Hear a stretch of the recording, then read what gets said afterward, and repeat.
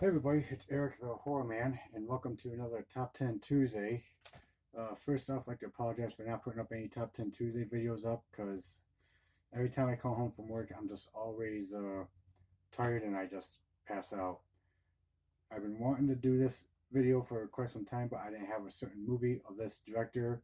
But now that I do, I'm actually finally going to do it, and that's my Top 10 Wes Craven movies. So Wes Craven may be gone, but he will not be forgotten because I think him and John Carpenter are the two best horror movie directors in the movie cinema. So without further ado, here's my top 10 Wes Craven movies. Even though he has so many of them, you can only choose your certain favorite ones that you like of his the most. So at number 10 is Deadly Friend. This movie's not bad of a horror movie. About where a 15-year-old boy he moves into this small town and he's like a genius and he created this robot who's like his best friend named BB. But he also falls for this girl who lives next door to him and she has like an abusive father. But when fate takes away both the robot and the girl, he decides to bring the girl back to life by inserting a robot brain into her brain.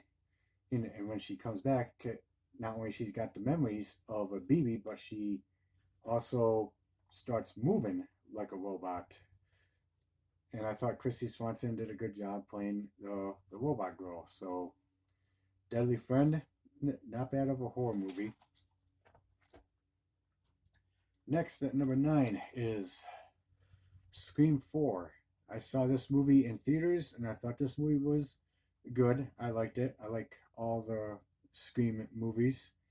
I heard rumors that they're supposed to be doing a fifth Scream movie, but we'll see how that turns out. So this movie is about where Sydney returns to her hometown to do a book signing because she's a successful book author. But when she returns to her hometown, turns out the killer is not only targeting her, but is also targeting her cousin and her cousin's friends. So I thought this movie was actually good. I like all the Scream movies, and I think the first one is still the best, but I just love all the Scream movies, and I thought Wes Craven did a good job on all these films. So, Scream 4, definitely check it out.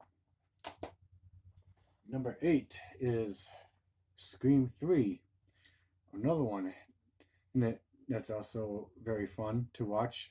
Only this time where Sydney is in hiding, and it turns out this killer is going around killing off the cast members of this movie that they're working on called Stab 3, Return to Woodsboro, which is set in the town of Woodsboro where the murders took place in the first Scream movie. And it turns out that the killer is killing off the cast members in which they in orderly die when the movie is supposed to be filmed. So now they have no choice but to get a hold of Sydney, make her come out of hiding, and have like a little showdown with the killer. So Scream 3 is actually a very fun slasher horror movie. Yeah, so I definitely recommend checking it out.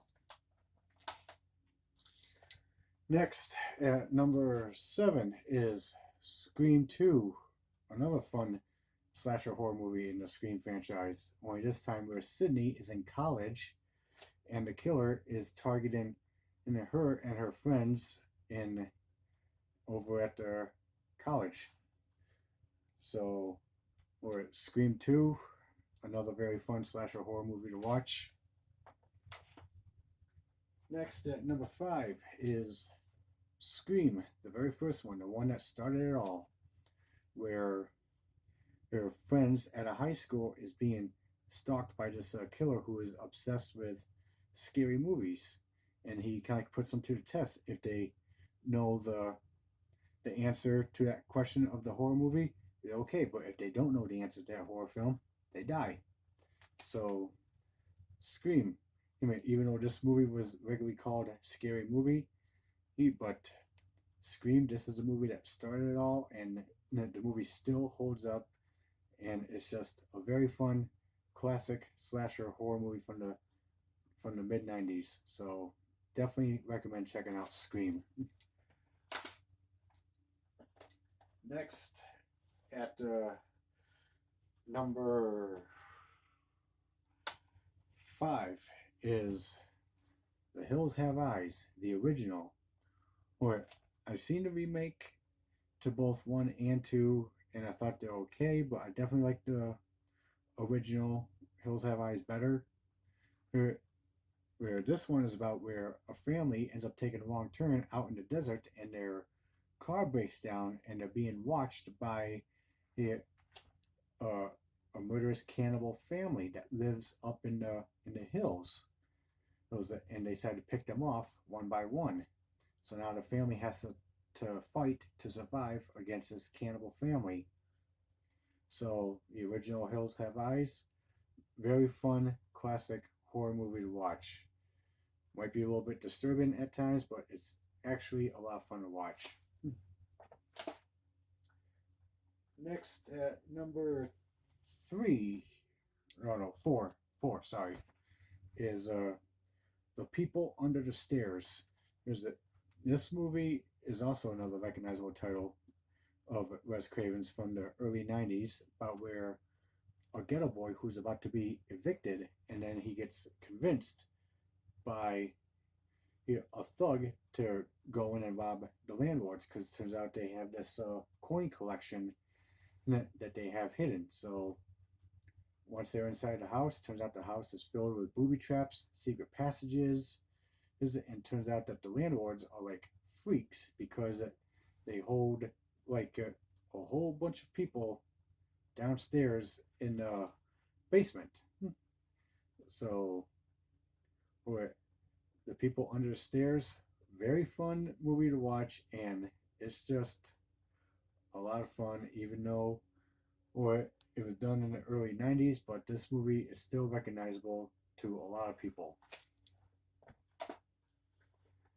Next, at number 3 is Shocker. This movie is just so much fun to watch. The music to the film is good. The score to the film is good. This movie is about where a killer just goes around picking off families, but once he's captured by the cops, they decide to electrocute him, and turns out he ends up feeding on electricity where he could end up possessing people. And turns out the killer walks with a limp because he kind of like drags his left leg, so you'll be able to tell that it's him because he just drags his left leg because he walks with a limp. So now the college athlete, who has like a strange connection to the killer, has to find a way to put a stop to this mass murderer who's already been dead, even though he just feeds on electricity and just possesses people. So, Shocker, very fun movie to watch. I definitely recommend checking it out. Next, at number 2 is Wes Craven's New Nightmare. This movie is the 7th movie in the Nightmare on Elm Street franchise, and I thought this movie was actually very good. I really enjoyed it, even though it was like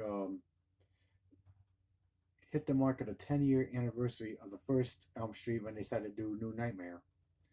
This one is like where Heather Langenkamp is not only playing her character as Nancy, but she's also playing herself, where she has to fight off Freddy and has to save her son. And I know that Robert Englund said that the best Nightmare on Elm Street movie he liked doing is Part 7, because he just said it was a lot of fun. So, Part 7 of the Nightmare on Elm Street franchise, Wes Craven's New Nightmare, is definitely one of my favorites in the Elm Street franchise. It's my second favorite in the Elm Street franchise. So, Wes Craven's New Nightmare, I definitely recommend checking it out. And also at number 1 is the original Nightmare on Elm Street, the one that started it all.